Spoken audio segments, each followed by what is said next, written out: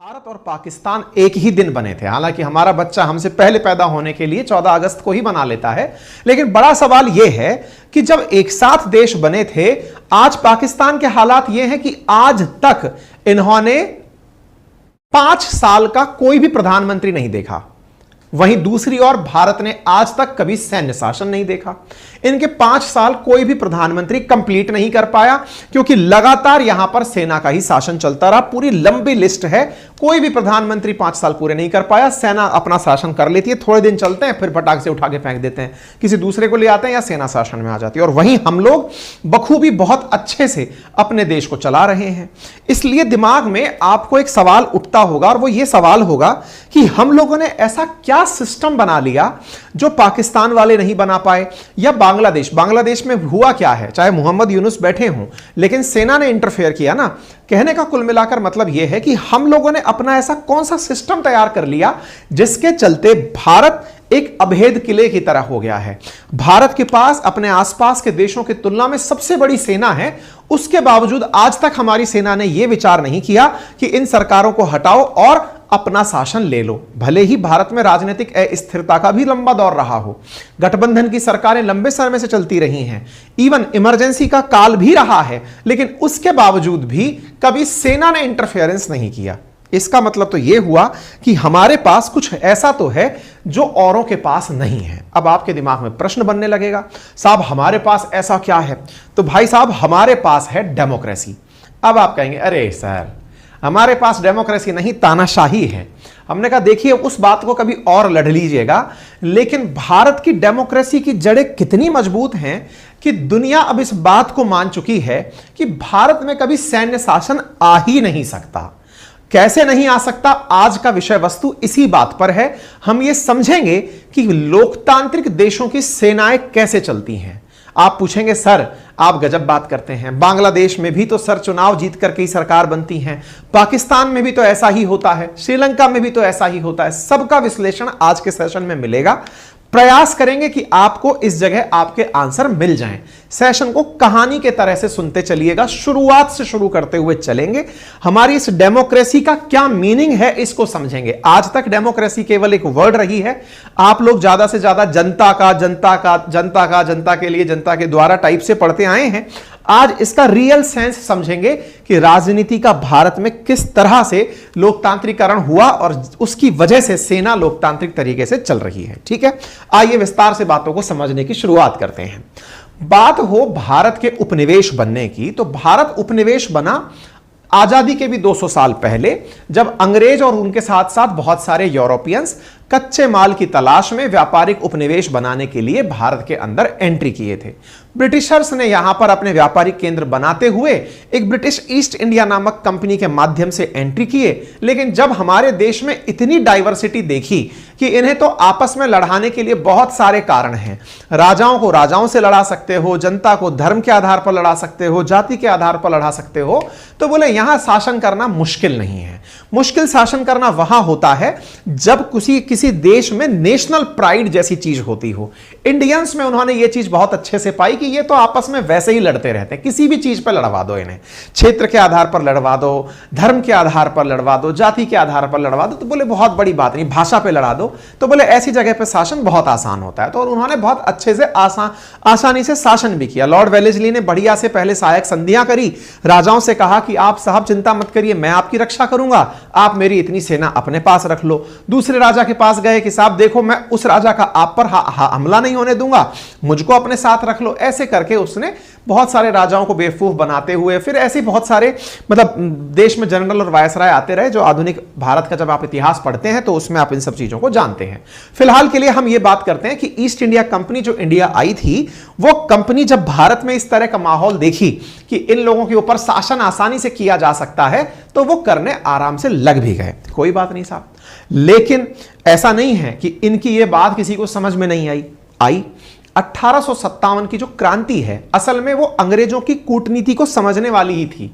मतलब जब डलहौजी की ये नीति समझ में आई कि ये हड़प करके शासन करना चाहता है, हड़प नीति अपनाना चाहता है, उत्तराधिकारी स्थितियों को मान्य नहीं करता है, जबरदस्ती राज्यों को हड़प रहा है, तो कई राजा जागे और इसी बीच में बहुत सारी सेना के लोगों को भी यह समझ में आया कि यार ये सैनिक हमें बनाते हैं, ऊपर से कोई अंग्रेज अधिकारी बिठा देते हैं और हमसे ही युद्ध कराते हैं।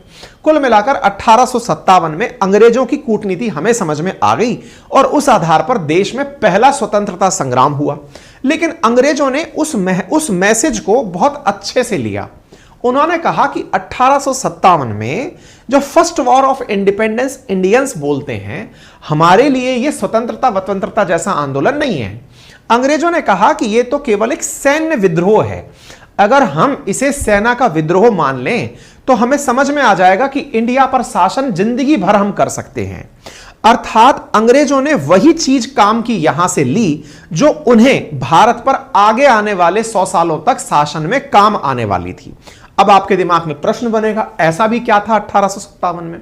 देखो, 1857 से पहले British east India company Britain की महारानी के एक आदेश पत्र के माध्यम से, चार्टर के माध्यम से हम पर शासन कर रही थी और कंपनी ने ही अपनी तरह से अपने ही लोग बिठाए हुए थे यहां पर, गवर्नर जनरल बिठा करके कि साहब ये लोग बढ़िया से यहां शासन करेंगे और शासन करने के लिए यहां की सेना का उपयोग करेंगे। लेकिन समझने वाली बात यह है कि जब 1857 की म्यूटिनी हुई और उसमें यह समझ में आया कि भारत के अंदर जो भारतीय सैनिक हैं, जो ब्रिटिश सत्ता के अधीन हैं, उन्होंने विद्रोह किया है, इससे अंग्रेज घबरा गए। अक्सर बहुत सारे इतिहासकार कहते हैं कि ब्रिटिशर्स को केवल एक चीज का डर लगता था और वो ये था कि बस सेना बगावत ना कर दे, बाकियों से उनको कतई डर नहीं लगता था। उन्हें पता था कि शासन करने के लिए सेना की आवश्यकता होती है और दुनिया पर उन्होंने राज इसलिए किया क्योंकि उन्होंने अपनी नेवी की जो ताकत थी उसको बहुत मजबूत रखा। हम लोग तो वो थे जो समुद्र में पैर रखने को भी पाप मानते थे और वो लोग वो थे जो सेना की, वो समुद्र के लिए लड़ाई लड़ते थे, वो अलग कैटेगरी में थे, है ना। तो फिलहाल की अगर हम बात करें तो 1857 में अंग्रेजों ने जो सत्ता यहां पर ब्रिटिश ईस्ट इंडिया कंपनी के पास थी, महारानी ने सीधा अपने कंट्रोल में ले ली और कहा कि भारत के अंदर जो गवर्नर जनरल हैं, अब ये सीधा महारानी को रिपोर्ट करेंगे और ये आगे से वायसराय कहलाएंगे। यानी 1857 के बाद भारत में वायसराय ही बने। अब आप पूछेंगे इसमें भी कौन सी बड़ी बात है? बहुत बड़ी बात है।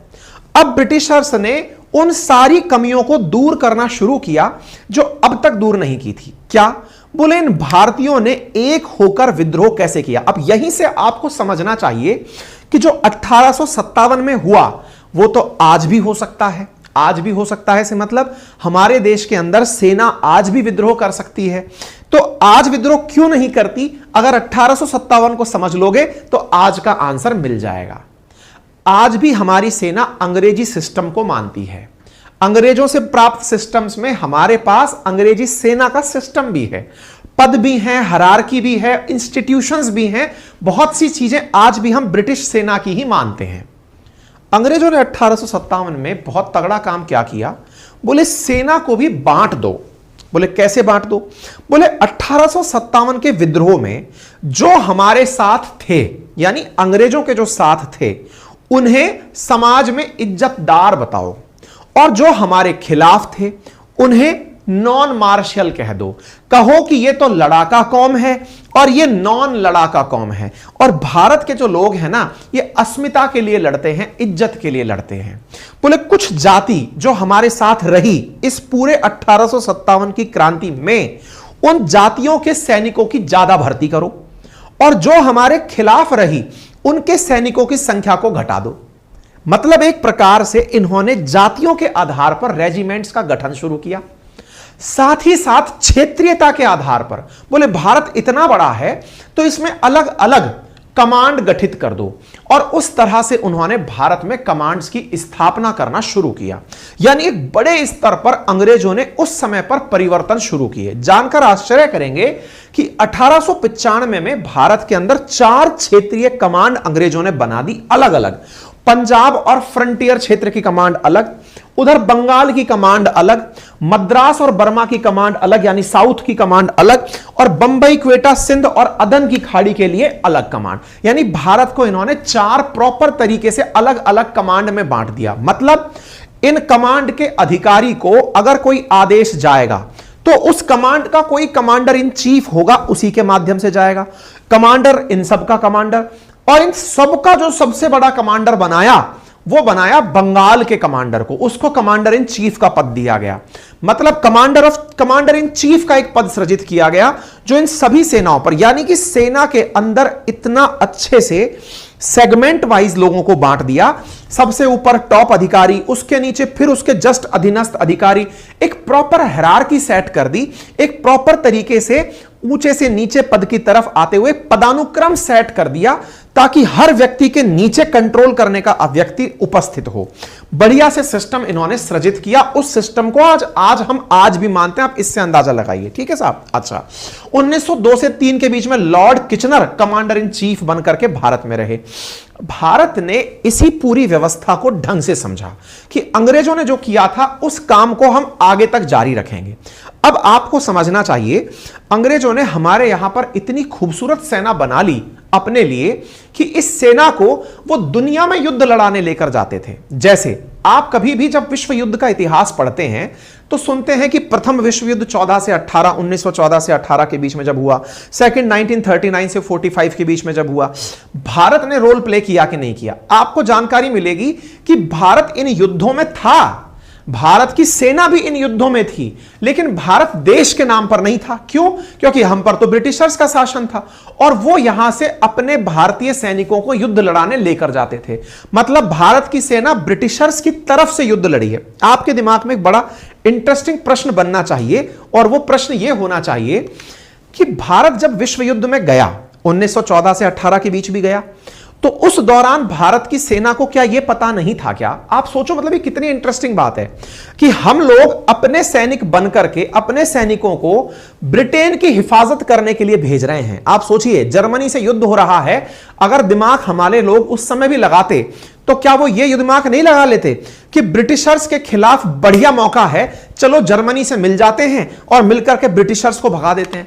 आप सोचो, ब्रिटेन ने भारत की सेना पर कितना अच्छे से कंट्रोल बना लिया था कि हम पर शासन हो रहा है, फिर भी हम अपने शासक की हिफाजत करने के लिए युद्ध लड़ रहे हैं। आप इससे अंदाजा लगाओ उन्होंने कैसा स्टील फ्रेम बना दिया था भारतीय सेना में कि भारतीय सेना अपने हुक्मरानों के खिलाफ कोई विद्रोह करने को तैयार नहीं। दूसरा पॉइंट देखो, ये तो चलो 1914 का टाइम तो नया नया था, भारत में राष्ट्रीय चेतना, राष्ट्रभाव की बातें पनप रही थी। 1939 में तो हम बहुत मैच्योर हो गए थे। उस बीच में तो हम लोगों ने जब सेकेंड वर्ल्ड वॉर देखा, उस समय तो भारत छोड़ो आंदोलन तक चालू हो गया था।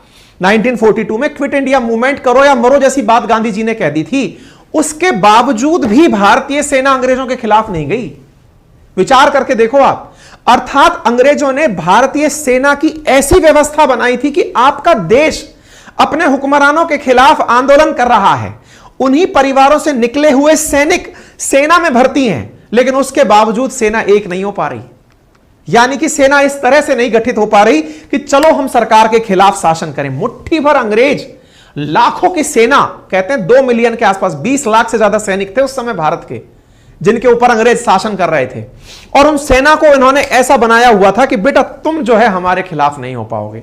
इसका मतलब उस समय के जो हमारे राजनेता थे, अब इसको थोड़ा सा देखो, हिस्ट्री है ना, एक लाइन में तो आपने विश्व इतिहास के विश्व युद्ध की चर्चा सुन ली। इसी समय दिमाग लगाओ, भारत के अंदर राष्ट्रवाद चल रहा था।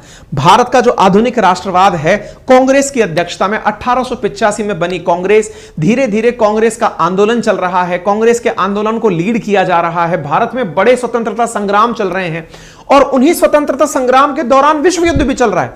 मतलब हमारे राजनेता में जो राजनीति में जो राजनेता सक्रिय थे, गांधी जी हो, नेहरू जी हो, पटेल साहब हो, जितने भी बड़े लोग उस समय थे, वो इस बात को समझ रहे थे कि यार तुम लोगों ने सेना के ऊपर तगड़ा कंट्रोल बनाया हुआ है। मतलब सोचो कि हम लोग खुद तुम्हारे खिलाफ खड़े हैं, सेना खिलाफ खड़े नहीं हो पाई। आप में से कुछ लोग यहां पर एक पॉइंट जरूर बोल सकते हैं, और वो क्या है? वो ये पॉइंट बोल सकते हैं, सर हमने अपनी आजाद हिंद फौज बनाई तो थी। भाई मुट्ठी भर सैनिक थे हमारी आजाद हिंद फौज में, उस सेना के मुकाबले। कौन सी सेना के मुकाबले? जो ब्रिटिशर्स के साथ थी। आप में से कुछ लोग एक लाइन और बोल सकते हैं, सर हमारे देश में रिन म्यूटिनी हुई तो थी, रॉयल इंडियन नेवी की म्यूटिनी। आपको जानकर आश्चर्य होगा कि भारत में जब अंग्रेजों ने नेवी में, मतलब ये एक ऐसी चीज है जिसे आपको इसलिए समझना चाहिए, मतलब मैं इस बारे में कई बार बच्चों को एक लाइन बोलता हूं कि भारत के जो राष्ट्रीय आंदोलन हुए थे ना, हमारे राजनेता इतने परिपक्व दिमाग के थे कि उनकी राजनीतिक सूझबूझ को देखकर ही आपको यह समझ में आएगा कि आज हम इतने सुरक्षित क्यों हैं। आप जानकर आश्चर्य करेंगे, हमारे राजनेताओं ने कभी नहीं चाहा कि हमारी सेना अंग्रेजों के खिलाफ हंगामा कर दे। आप कहेंगे क्या बात कर रहे हो, क्यों नहीं चाहा सर? सेना को करना चाहिए था, तुरंत शासन मिल जाता। बोले नहीं, आज इनको गलत नसीहत मिल गई सेना को। किस बात की? इस बात की गलत नसीहत मिल गई कि हम लोग सत्ता के खिलाफ खड़े हो सकते हैं, तो कल को ये फिर से खड़े हो जाएंगे, क्योंकि एक ना एक दिन आजादी तो आनी है। लेकिन आज अगर राजनेता सेना के साथ खड़े होकर के कह दिए कि हां भाई तुम संघर्ष करो, हम तुम्हारे साथ हैं, सेना के पास क्या कमी है? उनको तो अपने टैंक मोड़ने हैं, बंदूकें ताननी है, 2 मिनट में भाग जाएंगे सारे हुक्मरान।